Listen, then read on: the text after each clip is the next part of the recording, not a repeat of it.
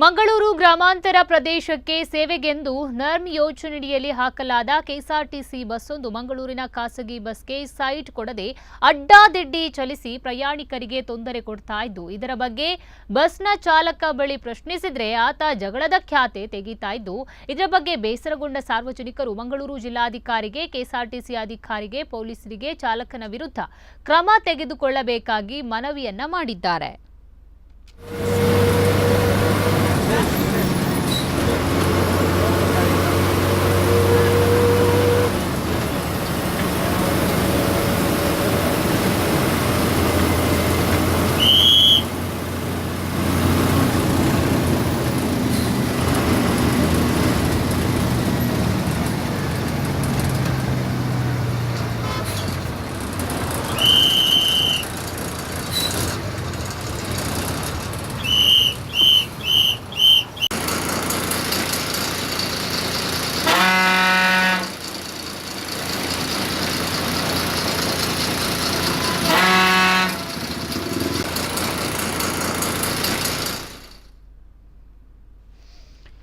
ಅಡ್ಡಾದಿಡ್ಡಿಯಾಗಿ ಬಸ್ಸನ್ನು ಚಲಾಯಿಸಿದ ನಿಟ್ಟಿನಲ್ಲಿ ಈಗಾಗಲೇ ಬೇಸರವನ್ನ ಪ್ರಯಾಣಿಕರು ವ್ಯಕ್ತಪಡಿಸಿರುವಂಥದ್ದು. ಮಂಗಳೂರು ಗ್ರಾಮಾಂತರ ಪ್ರದೇಶಕ್ಕೆಂದು ಸೇವೆಗೆಂದು ನರ್ಮ್ ಯೋಜನೆಯಡಿಯಲ್ಲಿ ಹಾಕಿದಂಥ ಕೆಎಸ್ಆರ್ಟಿಸಿ ಬಸ್ಸೊಂದು ಮಂಗಳೂರಿನ ಖಾಸಗಿ ಬಸ್ಗೆ ಸೈಡ್ ಕೊಡದೆ ಅಡ್ಡಾದಿಡ್ಡಿಯಾಗಿ ಚಲಿಸ್ತಾ ಇದ್ದು, ಪ್ರಯಾಣಿಕರಿಗೆ ಇದರಿಂದ ತೊಂದರೆ ಆಗ್ತಾ ಇದೆ.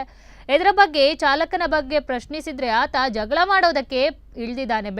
ಯಾಕಪ್ಪ ಈ ರೀತಿ ಓಡಿಸ್ತಾ ಇದೆಯಾ, ಸರಿಯಾಗಿ ಓಡಿಸಬಾರ್ದಾ, ಯಾಕೆ ಸೈಡ್ ಕೊಡ್ತಾ ಇಲ್ಲ ಅಂತ ಪ್ರೈವೇಟ್ ಬಸ್ಸಿನ ಚಾಲಕ ಕೆಎಸ್ಆರ್ಟಿಸಿ ಬಸ್ ಚಾಲಕನಿಗೆ ಕೇಳಿದ್ರೆ ಆತ ಜಗಳಕ್ಕೆ ಬಂದು ಇಳಿತಿದ್ದಾನೆ. ಇದರ ಬಗ್ಗೆ ಈಗಾಗಲೇ ಪ್ರಯಾಣಿಕರು ಪೊಲೀಸರಿಗೆ ಹಾಗೂ ಇದಕ್ಕೆ ಸಂಬಂಧಪಟ್ಟಂತ ಅಧಿಕಾರಿಗಳಿಗೆ ದೂರನ್ನ ನೀಡಿದ್ದಾರೆ. ಆದಷ್ಟು ಬೇಗ ಈ ಚಾಲಕನನ್ನ ಬಂಧಿಸಿ ಅಥವಾ ತಕ್ಕ ಶಾಸ್ತಿಯನ್ನ ಮಾಡಿ ಅಂತ ಮನವಿಯನ್ನ ಮಾಡಿಕೊಂಡಿದ್ದಾರೆ.